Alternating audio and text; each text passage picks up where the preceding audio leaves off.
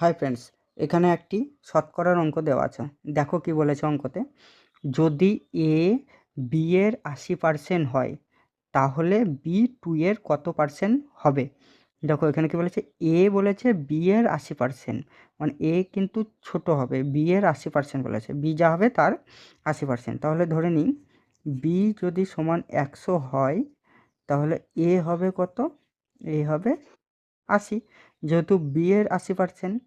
এবার কী বার করতে বলেছে, বার করতে বলেছে বি, তাহলে বি টু এর কত হবে।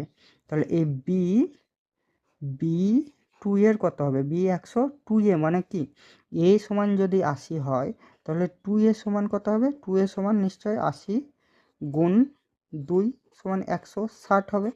তাহলে কি হলো, বার করতে বলেছে তাহলে বি টু এর কত, তাহলে বি 100, টু এ সমান হবে 160, এর কত পার্সেন্ট, পার্সেন্ট বার করতে হলে কি করব, 100 দিয়ে গুণ হয়ে, তাহলে কাটাকুটি করলে হয়ে যাবে। দেখো এখানে 0 0 কেটে দিলাম। এবার 16 যদি 4 দিয়ে কাটি, 4 4 16, 4 25 100। এটা যদি 2 দিয়ে কাটি, 2 দুগুণে 4, 5 দুগুণে 10। তাহলে উপরে থাকলো কত, উপরে হবে 25 গণিত 5 সমান 125, আর নিচে হচ্ছে 2।